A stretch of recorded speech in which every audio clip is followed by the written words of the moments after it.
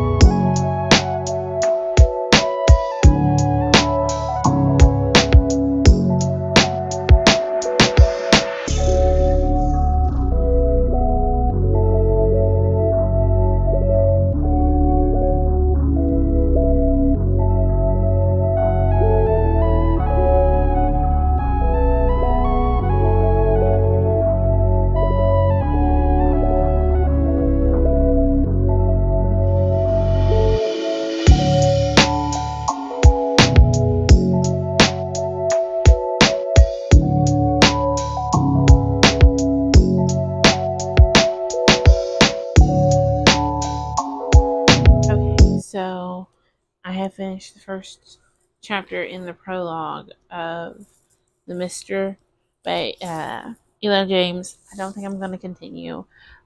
So far, I find the main character to be very pretentious and just an overall ass.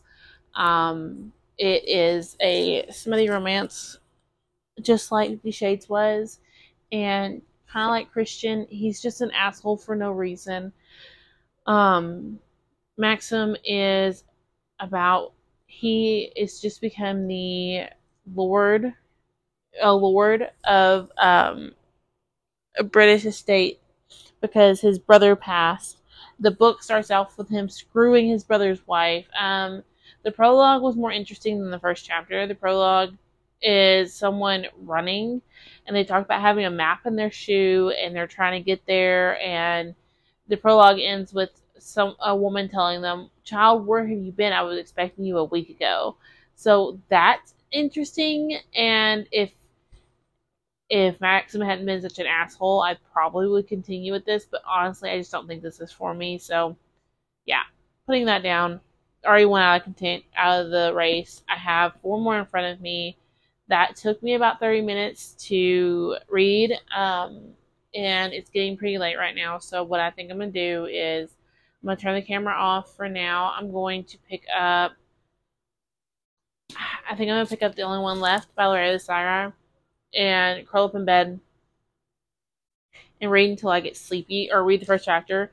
If I finish this first chapter, then I'm going to pick up, I have 3 in front of me, but all 3 I'm kind of excited for. I think I'm going to go ahead and pick up Haunting Adeline and read the first chapter of it.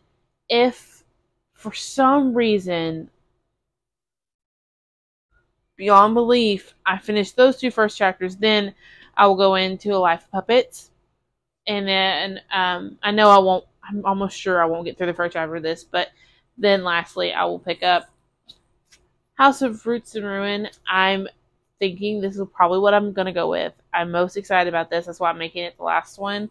But I want to give these other 3 a chance, because I think that if I've read that one, I wouldn't get to these as quickly, and I really want to. But this one will be going back to the library. Hopefully somebody else, it'll be their cup of tea. Maybe one day I won't find Maxim so irritating and an ass, but right now I do, and so we're not doing that. So yeah, that's what I'm going to do for right now. I will talk to y'all in the morning once I've read a couple of these, or maybe where I've read one of these. Who knows? We shall see.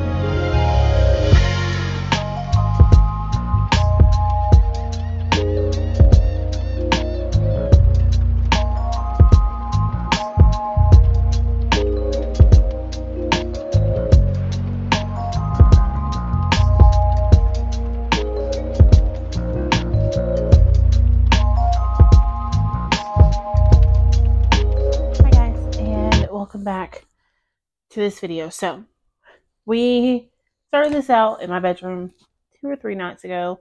I have not been reading much, so it took me a couple days to get through these. But let's talk about what I read and what I thought. So I want to say I put them in the order of Haunting Adeline next, I think. I can't remember if I talked about The Only One Left by Riley Sagar. So this one, the first chapter in the prologue, we meet our main characters. We meet Lenora and we meet Kit. Lenora is suspected of killing her entire family with a knife. In the prologue, we get a section where Lenora is typing out on like a typewriter, and we're getting Kit's thoughts. And so Lenora's like, "Let me tell you what happened. You're going to be the first person I tell exactly what happened, everything." And Kit's like, "I don't think I'm going to believe you, but go ahead and tell me." And it kind of goes from there. The first chapter is from Kit's point of view, of course. And in this one, we learn that she has been without a position, without a job, or on suspension from her job for the last 6 months. And in that 6 months, of course, she was looking for something else because they weren't paying her. What led to the suspension, we don't know. Kit says basically she still has a job because the cops couldn't prove she did anything criminally. And at the very end of the chapter, the first chapter, it says, "Mr. Gerlin chose me because Lenora Hope is the one patient nobody, not even the police, will mind if I kill." So now I have questions. Did Lenora kill her entire family? Did Kit kill her last patient? What happened to these two women and why are they being brought together? What made Riley want to write this particular story with these two? I have a lot of questions. I'm super interested. Next, I picked up, I want to say I was supposed to pick up Haunting Adeline, but I didn't. What happened was I was repainting my nails, and this one is a paperback, so it wouldn't stay open while I was painting. So next, I went into In the Lives of Puppets by T.J. Klune. And the first chapter and prologue of this one, we, of course, meet our main character, Giovanni, and we meet Vic. We learn how Giovanni kind of come to have Vic. Basically, Giovanni is walking through the forest one day and he finds this decrepit old house that he decides is the perfect place for him to live. He starts fixing it up, realizes he doesn't have enough room, and starts building up into the trees and builds around them and like builds to be with the trees. One day, a couple comes stumbling out of the forest with the baby, and they're like, please take him, we'll come back for him. They can't find us, they can't find us, they can't find us. You don't find out who they are, just that they can't find us. And so he takes Vic, and it takes him, I want to say like until he's 4. Am I wrong? No. It takes him a little while to name him. And Vic does not speak until he's 4. And he decides to name him Victor. Chapter 1 is from Victor's point of view. He is at a scrapyard, digging through scrap, trying to see if he can find parts to fix up another robot. And he is brought accompanied with 2 robots of his own. The homicidal, or is it the homicidal? Am I wrong? No, the pleasantly sadistic nurse machine, and the small vacuum, who is having an existential crisis through that whole first chapter. He is hilarious. I can see the found family vibes already just reading the prologue in chapter 1. I really, really enjoyed this. If you want a rating let's do a rating out of 5 pumpkins. For The Only One Left by Riley Sagar, I give this 4 pumpkins. I'm intrigued. I really, really want to continue. In the Lives of Puppets, I give 3 pumpkins because I wasn't truly intrigued. And honestly, I forgot a few of the pieces now sitting here, and I only read it a couple days ago. So there's that. Next, I have House of Roots and Ruin by Aaron A. Craig. When we talked last, I told you I realized that this is definitely a continuation of her other novel that I absolutely loved. And It did not give me enough in the first chapter to remember what happened then. They have referenced it a couple times, and I know that the sisters, like the first one's based on the 12 dancing princesses, and I know that some of them die, and she figures it out in the end, but I don't remember the mystery. I don't remember what happened. I read the first chapter. I am intrigued. I want to see what's going on here because the eldest sister now won't let the younger sister leave the island. She's begging to. She keeps begging. Her birthday's coming up. She wants to go to the main island to celebrate with her other siblings. They're all right there around, so they definitely could travel, and she could get to see everyone. And the other sister's like, no, no, no. Well, how about we do a family dinner? And so she's thinking, okay, we'll invite everybody in. We'll have this big ball for my birthday. Gets all excited. And her sister's like, no, no, no, no. I just mean this family. Just us here in the house. And so she's a little disappointed. And she's like, okay. And just smiles through it for her sister. I'm curious why. Also, she acts like she doesn't remember what happened in the last book, which is not helpful when the first one came out so long ago when I read it, and now I'm picking this one up. So I think what I'm gonna have to do, is pick up House of Salt and Sorrows, reread, and then go into this, which I'm not mad about. I'm actually very excited about because I loved House of Salt and Sorrows so much. I will probably go to the library tomorrow on my lunch break, possibly, and pick it up and go from there. But that's what's happening. So this is definitely not going to be my choice because I know I can't continue in this one without that other book. And then lastly, the last one I read it last night. You actually got to see me read it. I was falling asleep by the time I finished chapter 1. And it had nothing to do with the book. I'm still adjusting to my exercise routine. If you haven't watched my weekly vlog, I did 3 miles for the first time, continuous 3 miles for the first time on Saturday, and it has kicked my ass. Sunday we did almost a mile and a half. Today we did a mile and a half. I feel great. I don't feel sleepy right now. I feel a little sleepy. Let me lie. I feel a little sleepy, but I'm not like last night or the night before. So yeah, I did get this one done, and that is Haunting Adeline by H.D. Carlton. I got the first chapter in it. I am curious to what's going on. She just had a failed rendezvous with an ex who was a total ass, and I completely understand why she had this failed rendezvous. Adeline, I'm very, very interested in. She lives in this old, creepy, gothic house that I'm interested in. The first chapter is her talking about her stalker and how she knows he's there, and it makes. I'm trying not to be creepy. This is a smutty book about a stalker, and the stalker and the stalkie fall in love. So she's talking about how he's stalking her and how she likes it. I've not found anything triggering. I'm actually really excited to read this one. For pumpkins, I would give this about a 3-star because I'm curious to see where it's going. I'm honestly curious for the spice in it, if anything.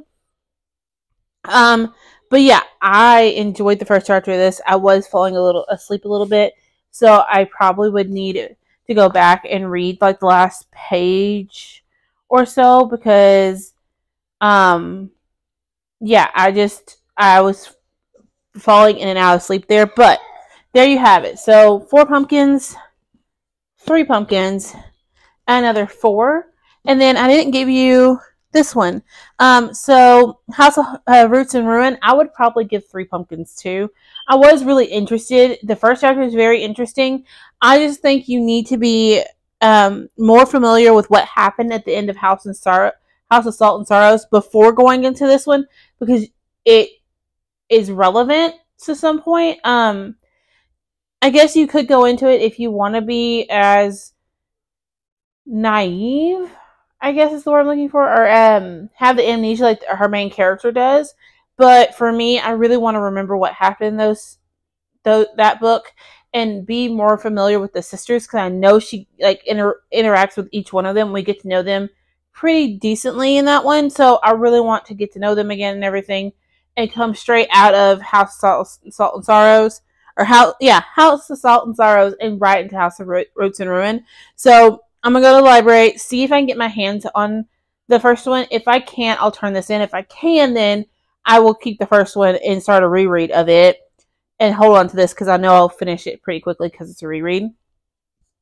With that said, I am picking up The Only One Left by Riley Sager. That first chapter and prologue have me hooked.